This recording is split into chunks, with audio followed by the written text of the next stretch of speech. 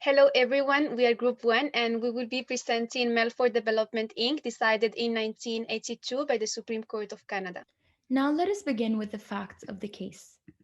Firstly, a payment was made by the respondent, Melford Developments Inc., to a German bank. This payment consisted of a fee paid to the German bank for guaranteeing a loan received by the respondent from a Canadian bank. It's important to note that the German bank had no permanent establishment in Canada. In light of this, the appellant sought to recover a withheld tax on this payment. So we have Melford Developments Inc. as the respondent, we have the German bank as the recipient of the payment in question, and we have Her Majesty the Queen as the appellant. As for the issues of the case, there are two main issues that are very closely intertwined. Firstly, we have the interpretation of tax laws when conflicting pieces of domestic legislation exist. It's important to note that Canada is a dualist state, and as we understand it, in dualism, the state introduces laws into its domestic legislation to make treaties applicable. We have two main conflicting pieces of legislation in this case. Firstly, the Canada Germany Tax Agreement Act of 1956, specifically Article 3.1, where it stated that commercial profits of a non resident, when not earned through a permanent establishment in Canada, are not taxable. On the other hand, we have the Income Tax Act addition in 1974 of Section 214.15.8, where it stated that guarantee fee payments are payments of interest, making them taxable. In light of this, the appellant sought an appeal from the Federal Court of Appeal, where they submitted that the newer edition of the Income Tax Act should be considered as an amendment of the provisions of the Canada Germany Tax Agreement. However, this appeal was dismissed. The second issue we have is whether this payment can be classified as a payment of interest and whether it is therefore taxable. The appellant sought to settle the principles for interpreting domestic and international tax law when they conflict, and which should help define the fee payment as an interest or not. As we stated before, the German bank, the recipient of the fee, had no permanent establishment in Canada, which means that any sort of taxation on this payment should be one that applies to non residents. The taxation of non residents is recognized by both the Income Tax Act and the Canada Germany Tax Agreement. In light of this, the appellant submitted that this payment should be subject to tax under the Income Tax Act Amendment of 1972, under which the taxation of non residents is stipulated, and also under which this payment would be classified as an interest. Now, Mather will go into further detail onto why this is so. So now let's look at applicable law. There's two pieces of legislation at the heart of this case. The first one is Canada's Income Tax Act of 1974, particularly Part 13 of that act. Section 212(1) of this legislation lists instances in which non-residents would have to pay 25% income taxes on amounts paid to them by Canadian residents. One such instance, as included in Section 212(1)(b), is interest.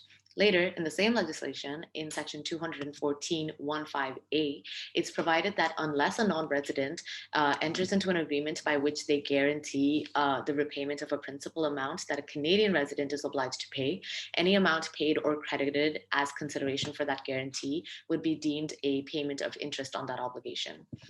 So essentially, this legislation says that any interest paid by a Canadian resident to a non-resident would be income taxable at 25%.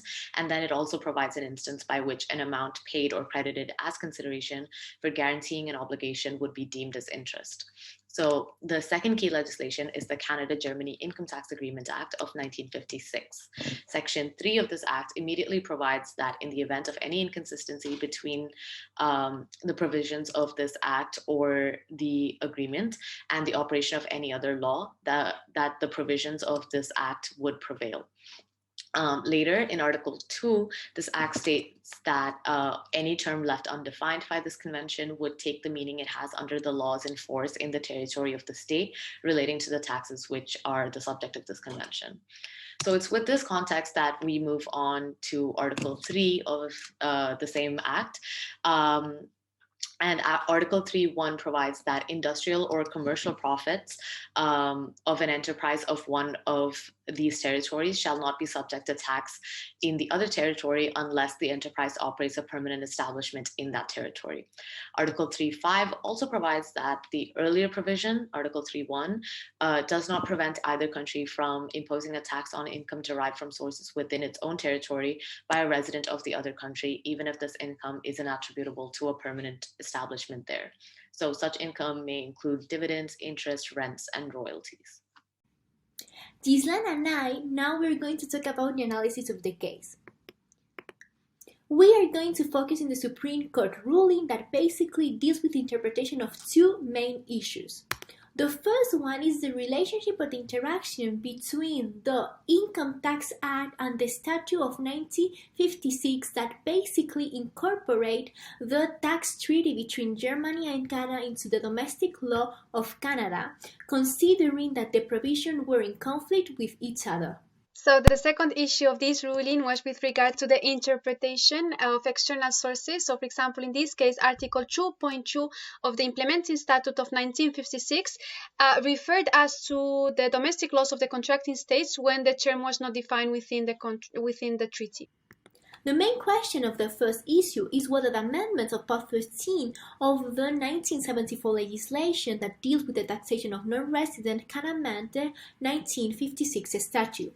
As Saina has mentioned before, the appellant's main argument is that the guarantee fee has to be considered an interest under provision 212 1b and 214 5a.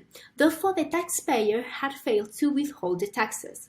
Moreover, by using this argument, the appellants are saying that the amendments of 1974 incorporated under the Income Tax Act supersedes the 1956 statute. Therefore, they are applying the lex posterior rule. However, the court didn't agree with the appellant's reasoning. The court said that the Income Tax Act cannot amend the 1956 statute for the reasons that we are going to explain in the second issue, since both of them are very interlinked. So the main point of this second issue is whether the guarantee fee which has been paid by the respondent is considered to be interest under the Implementing Statute of 1956. And of course here we find two different contradictory views between the appellant who considered that yes, it is an interest, and on the other hand the respondent who considered that it's not an interest. And the problem that we face here is that if we read the Implementing Statute, there is no definition of what is to be considered an interest, and in this case we need to apply Article 2.2, which refers to the domestic laws of the contracting states, and which Rosario will focus later on. But the court also explains Article 3.1, which allocates the taxing power of industrial or commercial profits to the country of residence, unless, for example, in this case, the German bank was operating its business in Canada through a permanent establishment there.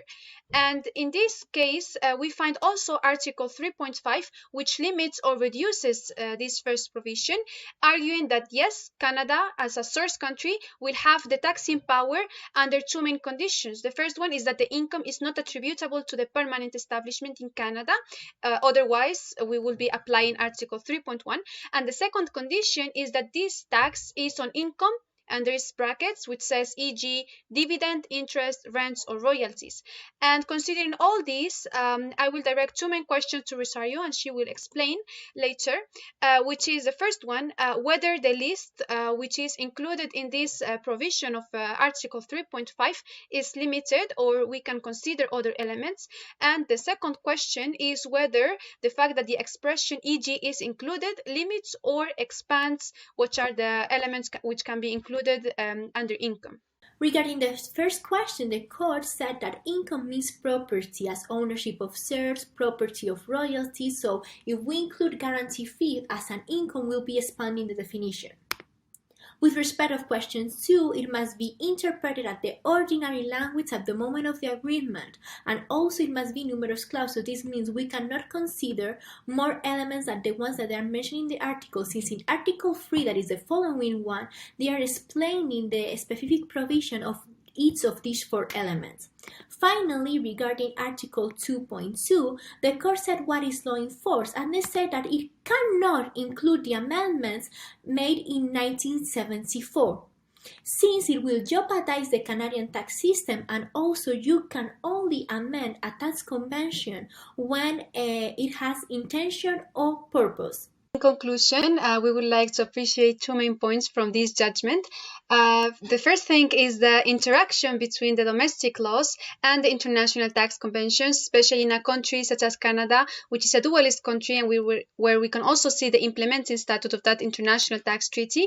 We also see the interpretation with regard to external sources, and we can see how the court adopted a static approach to the term interest.